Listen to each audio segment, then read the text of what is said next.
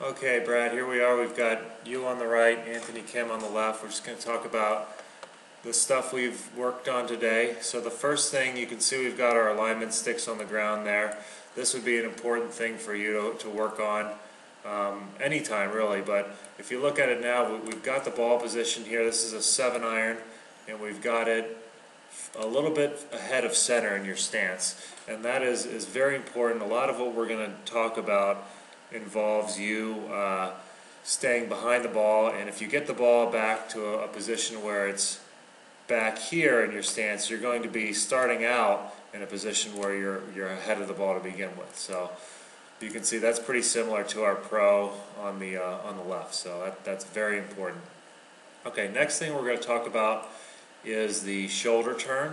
So I'm going to just dot a little mark here on your left shoulder at the start, and I'm going to work Anthony back here, and what you'll see is he loads into his right leg. The shoulder travels down quite a bit. You can see where it is, and you can see now he has loaded up his shoulder behind the golf ball there. We're going to take you through now.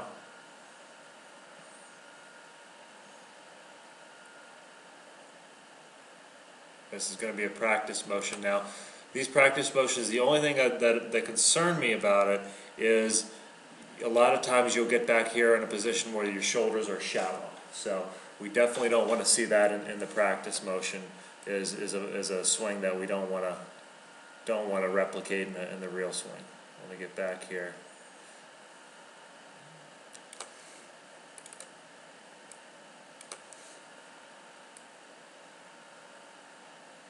All right, so here we see shoulder loaded up well behind the ball.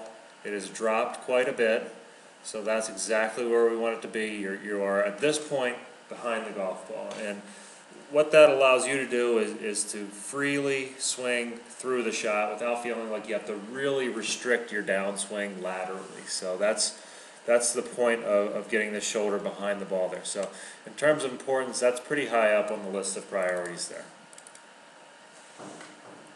Alright, we're going to flip over to our down the line shot now.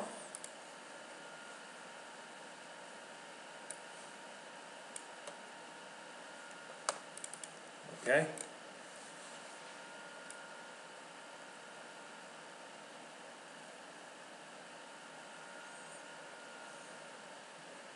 Okay, so this will give us another view of the shoulder plane.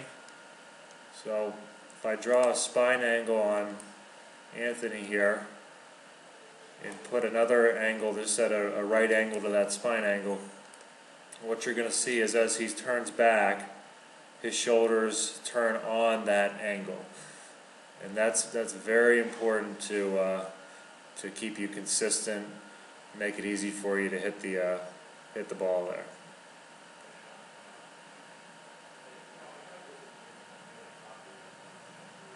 The other thing you're going to see is as he goes back, I'm going to draw a little line here where his hands are to start, and you'll see that pretty immediately they track away from that and inside, and he's going to get to a point at the top of his swing, I'm going to remove these, where you can see that's the top of his backswing there. His left arm is low and across his chest. His right elbow and bicep are close to this side at this point. And what's interesting to me is that he's able to stay low even though he's rotating his shoulders as opposed to just kind of pushing them back. Yeah. Sometimes I think if I rotate the shoulders, this club's going to get too high. Exactly. And it really doesn't have a whole lot. I mean, it does have a little bit to do with it.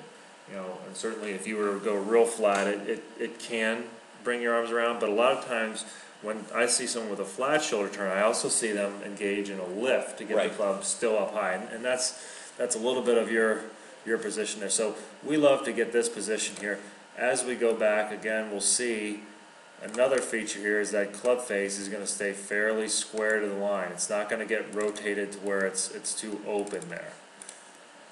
And we might have you exaggerate that feel even more to feel like the club is almost pointing, the face of it is pointing down at the ground at that point.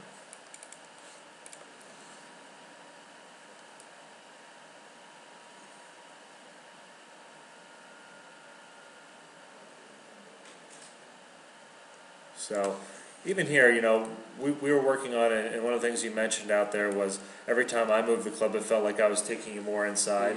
And you watch the reason I'm doing that is as you go back, we saw Kim's hand swing inside pretty quickly, and we see yours sort of swing out and the club open a little bit there. So that's better than it was, for sure. But it's still not quite to this spot here that we see on the left.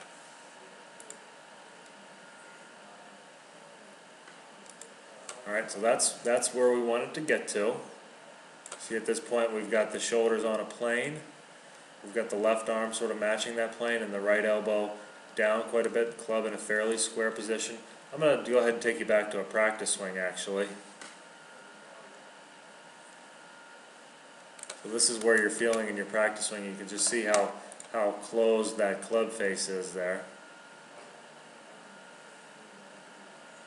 So coming down there, this is the feeling that you really liked, was that the face was so closed there. It almost felt like you were trapping it even from this position up here. So that's certainly what we're after. So really that's what we're after. I'll point out the features again. See the swing? Yep.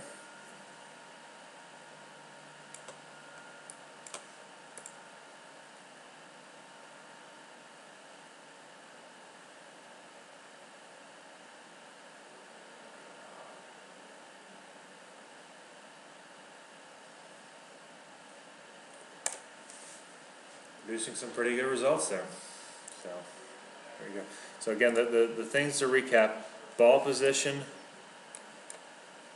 forward in your stance, left shoulder tracks on plane and behind the ball, and then from this view we get the hands and arms swinging in with the club face really square.